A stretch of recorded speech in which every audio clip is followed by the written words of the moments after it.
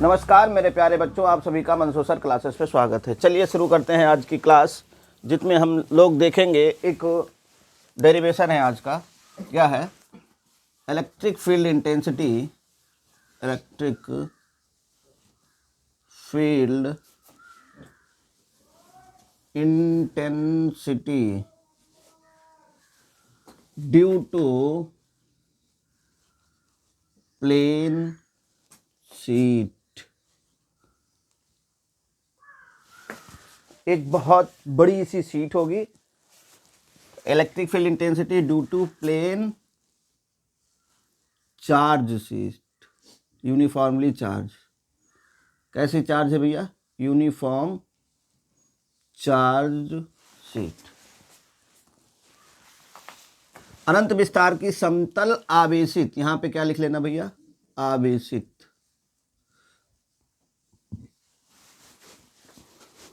ठीक है ना?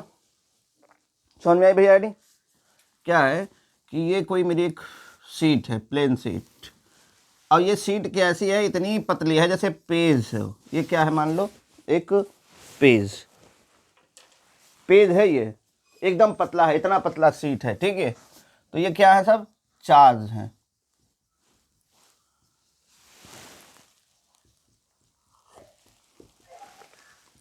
ये शीट पूरी की पूरी क्या है भैया? चार्ज है, और यूनिफॉर्मली चार्ज है। ठीक है ना मेरे प्यारे बच्चा?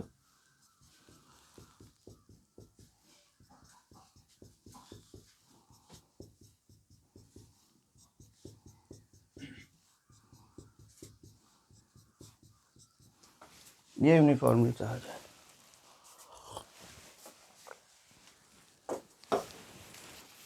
जैसे ये एक पेज होगा, ऐसे रखा हुआ है, तो चाहे इधर निकालना हो और चाहे इधर निकालना हो। एक बात और सुन लो भैया, चाहे इधर निकालो चाहे इधर निकालो, दोनों का फार्मूला एक ही रहेगा। और एक बात और है कि इससे ज़्यादा दूर भी नहीं रहेगा, पास में ही रहेगा। ठीक है, ज़्यादा दूर नहीं रहेगा। सेंटीमीटर मीटर की बात की जाएगी तो मान लेते हैं कि इसका वो सिग्मा जो है Q/ε0, इस शीट का सरफेस चार्ज डेंसिटी जो है वो सिग्मा है। तो इस से r डिस्टेंस पे, इस शीट से r डिस्टेंस पे एक पॉइंट P है, जहां हमें इलेक्ट्रिक फील्ड इंटेंसिटी फाइंड करनी है। तो हम बात कर रहे हैं application of Gauss law. Gauss law की हेल्प से निकाल रहे हैं। तो हम क्या करेंगे, यहाँ पर एक जिस पॉइंट पे हमें फाइंड करना है इलेक्ट्रिक फील्ड इंटेंसिटी, उस पॉइंट पे हम एक गॉसियन सरफेस ड्रा करेंगे। मतलब ऐसा सरफेस जो पी पॉइंट से जाए और गॉसियन सरफेस हो। और गॉसियन सरफेस कैसा होता है भैया? सिमेट्रिकल होता है। सिमेट्रिकल अबाउट चार्ज डिस्ट्रीब्यूशन, मतलब चार्ज के अबाउट क्या होगा? सिमेट्रिक होगा। तो देखो मैंने क्या किया, मैंने कहा कि ऐसे बना दिया,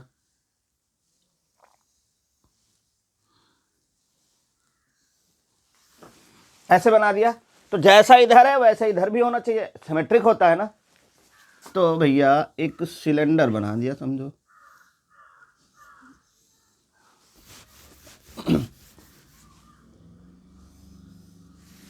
ये सिमेट्रिक है कि नहीं है? अगर नहीं है तो समझ लेना, थोड़ा सा बनाने में दिक्कत है इधर उधर, बाकी ठीक है ना भैया?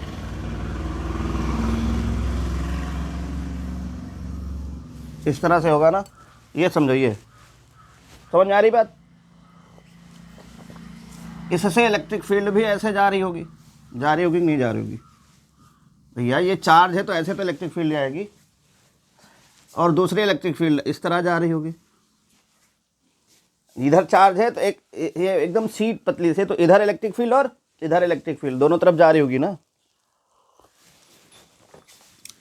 तो इस पे हम देखते हैं एक सरफेस, ये मान लेते हैं कर्व वाला वक्र पृष्ठ, जैसे ये है तो ये घुमावदार वाला जो कर्व है, इसको पहला सरफेस मान लिया। और यहाँ पे मैंने छोटा सा पार्ट कट कर लिया है,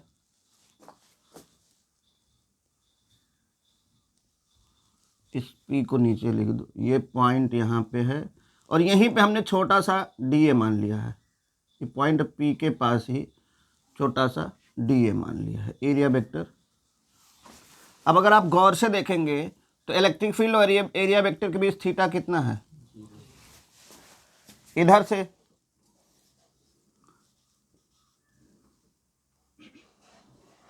यहाँ पर डी ए मान लो, क्या मान लिया, डी ए।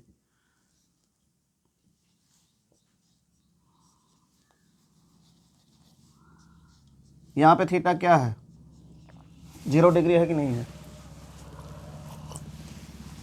इसको पहला सरफेस माना था, इसको दूसरा सरफेस मान लो और इसको तीसरा सरफेस मान लो।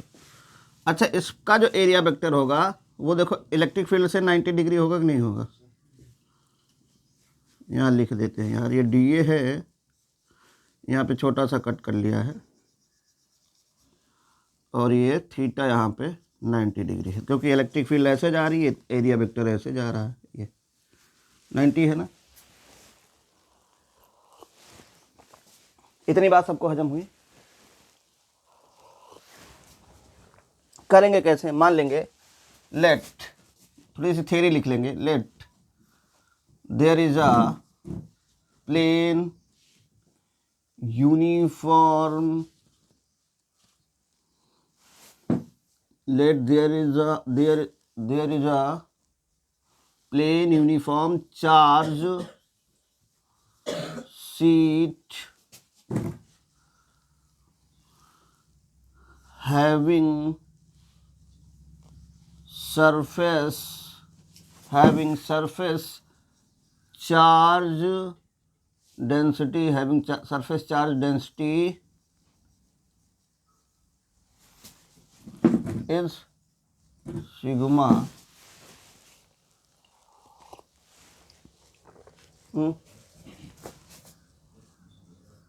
at point P from at a distance R लिखो है, at a distance R from sheet there is a point P where we are going to calculate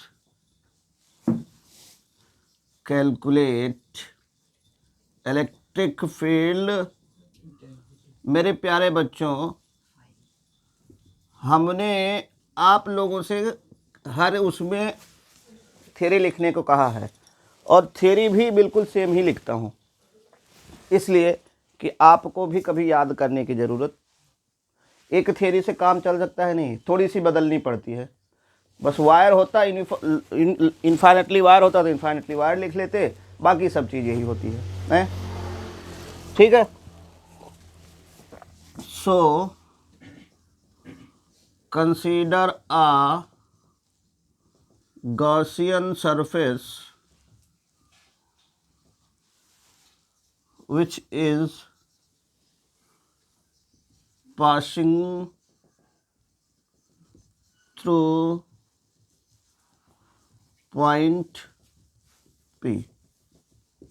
भैया इसके लिए हमने एक गॉसियन सरफेस बनाया जो P पॉइंट से पास हो रहा है। इसको क्या नाम देंगे हम, गॉसियन सरफेस, ठीक है ना। हिंदी में क्या लिखेंगे मेरे प्यारे बच्चों, माना अनंत विस्तार की एक समान रूप से आवेशित एक चादर है जिसके निकट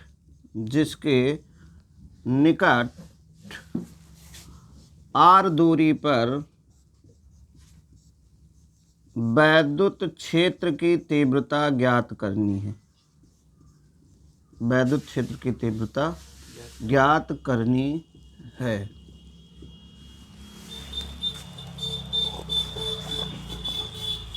ठीक भैया। अच्छा, ये जो सेंटेंस हम लिख रहे थे तो लिखते हुए यहाँ पे ये नहीं लिखा है कि जिसका पृष्ठ आवेश पृष्ठ घनत्व सिग्मा है, आप डायग्राम में यहीं पे लिख दिए हैं। हाँ ठीक है, ज्ञात करनी। क्या लिखा है भैया? माना अनंत विस्तार के एक समान रूप से आवेशित एक चादर है जिसके निकट r दूरी पर वैद्युत क्षेत्र की तीव्रता ज्ञात करनी है। इसका आवेश घनत्व क्या भैया? आवेश घनत्व सिग्मा है, ये आप लिख लेना, यहाँ पे नहीं लिखा, या डायग्राम में लिख देना। अच्छा, तो इसके लिए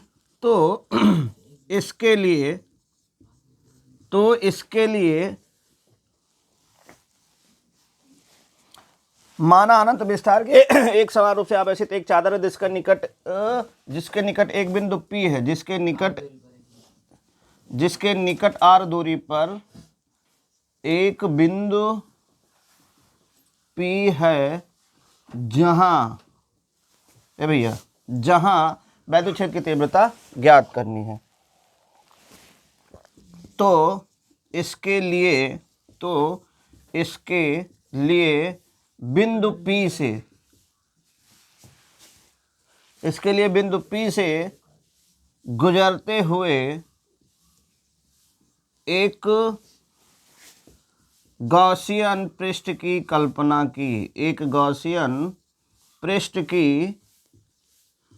कल्पना की। अब ये लिख लो मेरे प्यारे बच्चों, तब हम आगे ध्यान शुरू करें पूरा कैलकुलेशन वाला पार्ट। चलो भैया, इसका कैलकुलेशन करते हैं। ये थ्योरी लिखी जो है इसको मिटा देते हैं।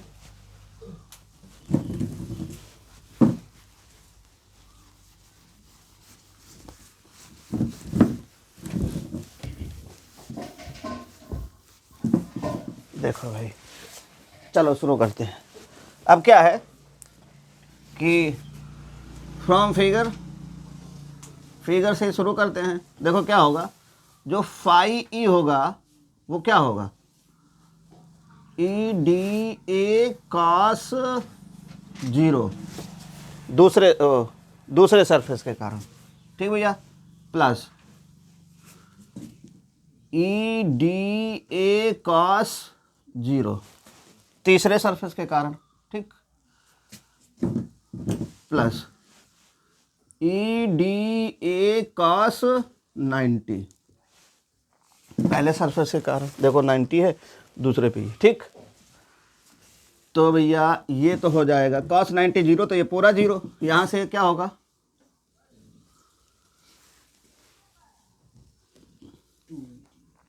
ई बाहर आएगा, डी ए प्लस यहाँ से भी देखो cos 0 की वैल्यू 1, cos 0 की वैल्यू 1, तो ई डी ए रहेगा, ई बाहर आ गया, डी ए बचा। यहाँ पे भी ई बाहर आया, डी ए। अच्छा, इसका अगर हम एरिया निकालेंगे D A D A D A D A D A D A D A D A D A तो क्या होगा, इसका एरिया तो निकल के आएगा भैया, है। तो phi E equal to E A plus E A, तो फाई ई जो बना वो क्या बना, twice of E A. Equation number first, यही तो है। अच्छा, फाई तो मैंने निकाल लिया है अपने मैथमेटिकल फार्मूला से। अब फाई एक और है, किसके, अकॉर्डिंग टू गॉस लॉ। अब यहाँ पे गॉस लॉ अप्लाई करते हैं। फ्लक्स, ओ भैया Gauss law from Gauss law क्या होता है, फाई इक्वल टू होता है क्यू इनसाइड, मतलब अंदर जो चार्ज है वो बाई एप्सिलॉन नॉट। देखेंगे मेरे प्यारे बच्चे, अंदर कितना चार्ज है, इतने चार्ज तो लिया जाएगा, इनसाइड यही तो है। ये जो सिलेंडर है, इस सिलेंडर के अंदर ये देखो, इसके अंदर जितना चार्ज होगा वही तो लिया जाएगा। देखो ध्यान से, 1 मीटर स्क्वायर में मेरे पास चार्ज कितना है, सिग्मा। ये क्या है, चार्ज। 2 मीटर स्क्वायर में चार्ज कितना होगा, 2 सिग्मा। 3 मीटर स्क्वायर में चार्ज कितना होगा, 3 सिग्मा। ये एरिया है, इतने एरिया, देखो ये मैंने एरिया ए मान लिया है, तब है तो यहाँ से डी ए ए आया है, और ये सिमेट्रिक है तो इसका भी एरिया ए था। तो बिल्कुल ये जो सिलेंडर माना है सिमेट्रिकल माना है, और थ्रू आउट एकदम यूनिफॉर्म रहेगा ना, तो यहाँ पे एरिया ए, तो यहाँ का भी तो एरिया ए होगा। मतलब एरिया ए 3 मीटर स्क्वायर में 3 सिग्मा, तो ए मीटर स्क्वायर में ए सिग्मा होगा कि नहीं होगा। और ये क्या है, ये चार्ज है। क्या है मेरे प्यारे बच्चों, चार्ज। तो फाई ई इक्वल टू क्या हो जाएगा, A sigma by epsilon naught. Question number मेरे प्यारे बच्चों, ये भी फाई ई है, ये भी फाई है। From first and second, from first and second क्या हो जाएगा, 2e ए बराबर sigma A by epsilon naught. A से ए मर जाएगा, ई बराबर क्या हो जाएगा, सिग्मा बाई 2 एप्सिलॉन नॉट। ये मेरे प्यारे बच्चों क्या खूबसूरत नज़ारा है, दिख रहा है क्या, क्या दिखा। खूबसूरत नज़ारा देखने के लिए थोड़ा मन की आंखों का यूज़ करो भैया। दिख ये रहा है कि आर डिस्टेंस पे देखना था। यहाँ मैंने आर डिस्टेंस थ्योरी में लिखी थी अभी इसके पहले, आर डिस्टेंस पे हमें इलेक्ट्रिक फील्ड फाइंड करना था। क्या यहाँ आर आ रहा है, मतलब अगर कोई सीट है, पतली सीट है, मान लो कोई पतली सीट है, तो उसके निकट आपको फाइंड करना है। तो दूरी पे डिस्टेंस नहीं करना है, कहाँ निकालोगे, जो यहाँ पे होगा उतना यहाँ पर भी होगा, जो यहाँ मतलब दूरी पे डिपेंड नहीं कर रहा है। ये बात तभी तक लागू है ज़्यादा दूरी भी ना हो, है थोड़ी इसकी अपनी रेंज होगी, वहाँ तक जो है ये बिना आर के होगा। ठीक है ना, डन, नोट करो।